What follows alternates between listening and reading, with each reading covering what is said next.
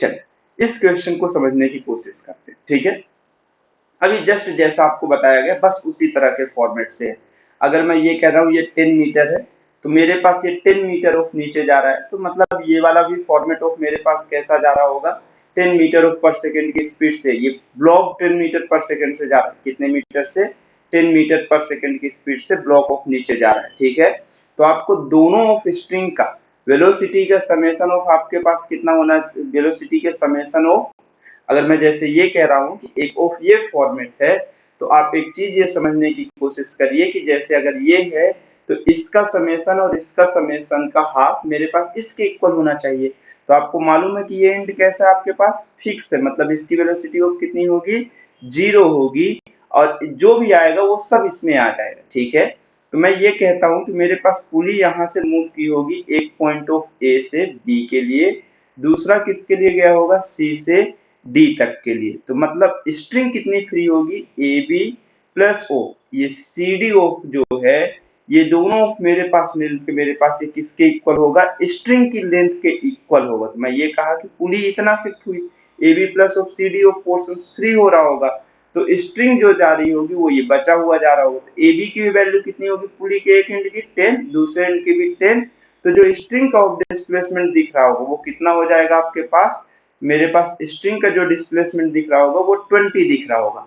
अगर आप भी देखो कि मेरे पास यहाँ 10 गिवन है, ये दोनों का समेशन ऑफ का मेरे पास हाफ होना चाहिए, 10 10 कितना हुआ, 20, और ये 10 हुआ। अब मैं ये कह रहा हूँ एक इंड को मैं फिक्स कर दिया, तो आप ये कंफर्म करते हो कि अगर आप एक इंड को फिक्स लिख दिए हो तो मतलब मेरे पास इसकी वेलोसिटी 0 है, तो अब ये दोनों का समेशन का हाफ यहाँ होना चाहिए, तो ये 0, इसको मैं कितना कहूंगा, ये 20 हुआ, तो ये कितना हो गया, 10 हो गया। तो मतलब ये वाली केसेस में अगर ये डाउन साइड जा रहा है तो इस वाले सेक्शन की जो वेलोसिटी वो कितनी हो गई, 20 मीटर पर सेकेंड, ठीक है। सिमिलर रूल, पूरी स्ट्रिंग के जहां तक ये कनेक्टेड है same to same velocity transfer होनी चाहिए, तो इस वाले इन का भी कितना हो गया, 20 मीटर पर सेकेंड हो गया, ठीक है। तो अब क्वेश्चन में क्या बोल रहा है, find velocity of block B at the instant सोन। तो मतलब इस ब्लॉक ऑफ बी की वेलोसिटी में ये कंसीडर किया कि इस डायरेक्शन में v है, तो इस डायरेक्शन में कितने की इक्वल होगी, ये वाली वेलोसिटी v cos 37 के इक्वल होनी चाहिए, ठीक है। ये चीज है, तो v cos, अब आपको मालूम है कि एक रिजिड बॉडी या फिर ट्रांसलेशन ऑफ मोशन में किसी भी बॉडी का फ्रंट वाला पोर्शन जिस वेलोसिटी से उतना ही बैक वाला पोर्शन होगा। तो v cos 37 की जो वैल्यू है एक्चुअल में वो 20 के इक्वल है, तो v की वैल्यू जो होगी वो 20 बाय cos 37 के इक्वल होगी।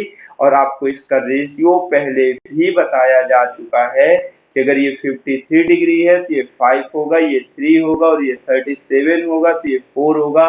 तो 37 डिग्री में कॉस ये मेरे पास अगर मैं लिया तो ये परपेंडिकुलर की तरह हो गया, ये बेस हो गया, ये हाइपोटेनस हो गया, तो v is equal to 24 by 5, तो ये मेरे पास v is equal to 20 into 5 by 4 हो गया, ये 4 और ये 5 हो गया।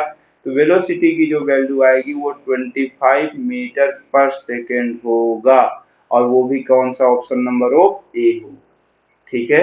आई होप ये आपको समझ में आया होगा, ठीक। एक्चुअल में मैं इस क्वेश्चन में भी दो मेथड बता रहा हूँ, एक डिस्प्लेसमेंट मेथड और एक पुली के एवरेज ऑफ वैल्यूज के फॉर्मेट, ठीक है। चलिए नेक्स्ट